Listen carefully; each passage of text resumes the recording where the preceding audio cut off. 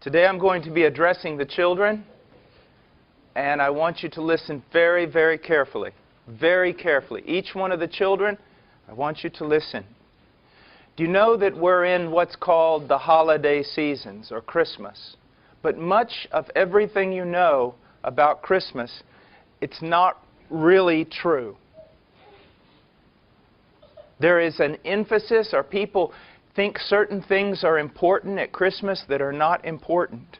And certain things even about the Christmas story that are important that are really not that important. Today I'm going to talk to you about something that you usually will never hear about during Christmas. But it's what Christmas is really all about. Are you ready? God's anger. God's anger. Now, I want you, for just a moment, just now, I want you to listen, okay? This is what happens. It says in Mark chapter 4, 35, "On that day when evening came, he said to them," Jesus, let us go over to the other side. Leaving the crowd, they took him along with them in the boat, just as he was, and other boats were with him. And there arose a fierce gale of wind. You know what a fierce gale of wind is? It's a wind that could just blow you down. A wind that could blow down a house. A wind that would cause the sea to rise up and just swallow any boat. Swallow it down. It says, a fierce gale of wind, and the waves were breaking over the boat so much that the boat was already filling up with water. So these sailors knew that the boat was going to sink down and they were going to die. Okay? Jesus himself was in the stern, asleep on the cushion. Now remember that. Was he awake or asleep? Awake or asleep? He was asleep on the cushion. That's very important. I want you to remember that. And they woke him and said to him, "Teacher, do you not care that we are perishing?" And he got up and rebuked the wind and said to the wind, "Hush, be still." And the wind died down and it became perfectly calm. And you know what? After you hear this story, what do preachers usually tell you? Well, they usually tell you, they spend the rest of their time talking about the power of Jesus Christ to calm the storm. That He could speak to the storm and calm it. Okay? So he gets up, he's asleep on the cushion. He rises up, he says, "Be still," and the storm was over. Now this was a storm that was so great that even the best sailors couldn't sail through it. The boat was going to sink down completely. The boat was already filling with water, so everybody in the boat knew they could do nothing to help themselves. And Jesus was asleep on the cushion, and he rises up and he rebukes the wind. And everyone says, this story is about the power of Jesus Christ over nature. Well, it is. But that's not the most important thing about this story. Now, I want to read to you another story. It says that Jonah rose up to flee to Tarshish from the presence of the Lord. So he went down to Joppa, found a ship which was going to Tarshish, paid the fare, and went down into it to go with them to Tarshish from the presence of the Lord. So here's a man, he's running away from God. He's disobeying God. Do you understand? Now, let's go on. And the Lord hurled a great wind on the sea, and there was a great storm on the sea, so that the ship was about to break up. It says like if you were to make a snowball and hurl it with all your might, God made a storm. And with all His might, He hurled it down on the sea. He did it. God caused it. It didn't just happen. It wasn't just the fact that nature is out of control. God did this. God made a storm and He hurled it down on the sea. Do you see that? This is very important. Is that frightening? When I was a little boy one time, I went out shark fishing with my uncle. And I was about 9 years old, and I'll never forget, a big storm came up. And I was already afraid because we were fishing for sharks. But I noticed that when the waves came up, there was the big waves like this and then a trough. And we would be down in the trough and the waves would be up there. And then we'd come up again and go down. And I was very afraid. There was nothing I could do to save myself. Okay? That's where this boat was. It was full of really strong sailors, but God made a storm and He hurled it down on the water. Now, all the sailors are kind of wondering, why is God doing this? Why? And so here's what happened. They go to Jonah, to make a long story short, they go to Jonah, and where do they find Jonah? They find him asleep in the boat. You remember when we talked about the story about Jesus? Where did they find Him? Asleep in the boat. And here now, Jonah is asleep in the boat. Do you see that? And they say, Jonah, why is this big storm happening? And he says, because I'm in disobedience against God. Well, what can we do to calm the storm? This is what they did. They picked up Jonah and threw him into the sea. Now, why did they do that? Because Jonah told them to.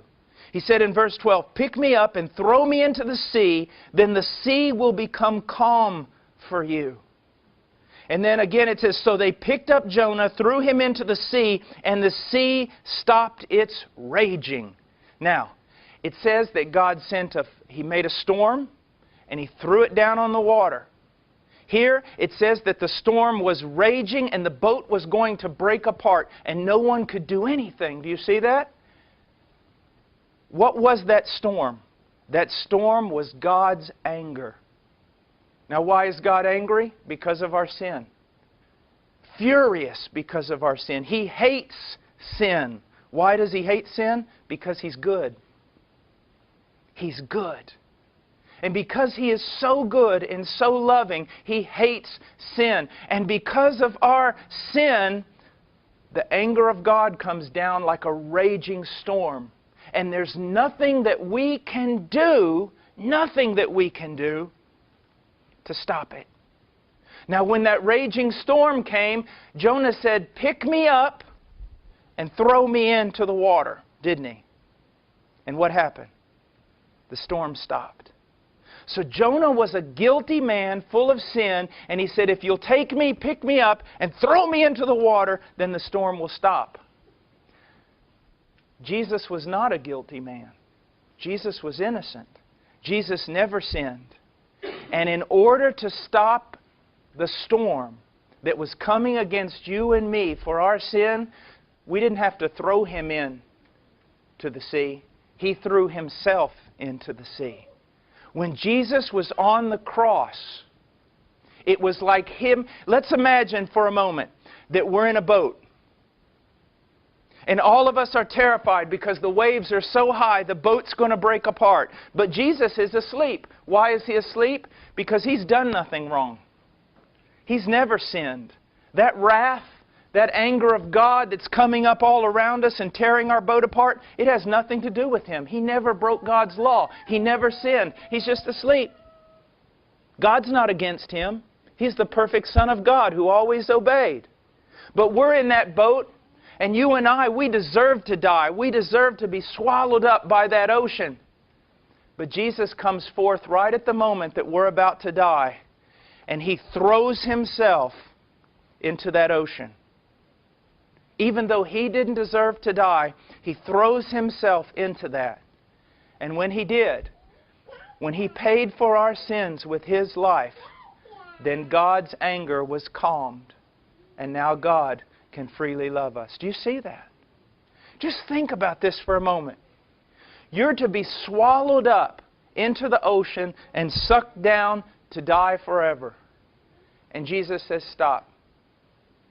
And He takes off running and He jumps right out of the boat and throws His own body into that sea.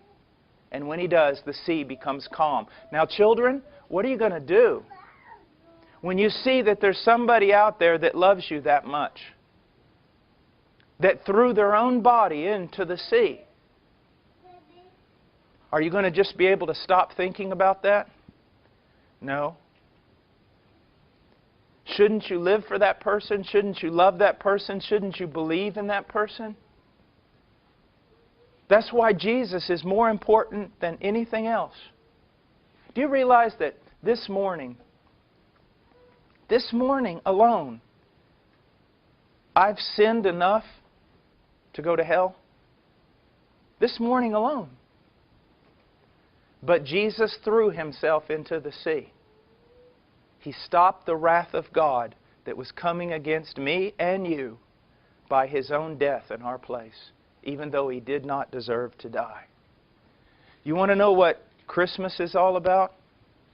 It's about a baby in a manger who would grow up living a sinless life and go to a cross and die in your place.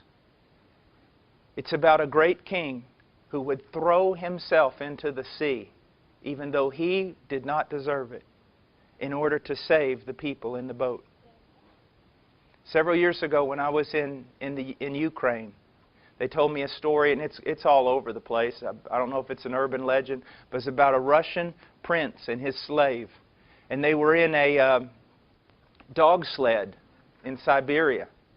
And they were both taking off in a pack of wolves. And wolves aren't like what you think. They're not just like dogs. A wolf's head can be that big. And this pack of wolves came after them. And pretty soon they realized, we're not going to be able to outrun this pack of wolves. We're going to die. And so the servant threw himself off of the dog sled, and the wolves ate the servant. And the king was saved. And someone said, that's a picture of the cross. And another man said, no, it's not. If it had been a picture of the cross, it would have been the king who threw himself off the dog sled in order to save the slave. Do you see that? See, that's why we love Jesus, children. I don't like religion. I'm not all about rules and all kinds of things like that. It's all about loyalty to one person. That's what it's about. Loyalty to one person. Do you see that? To Jesus Christ. To the one who made you and the one who died for you. It's about being loyal to Him. All right. God bless you.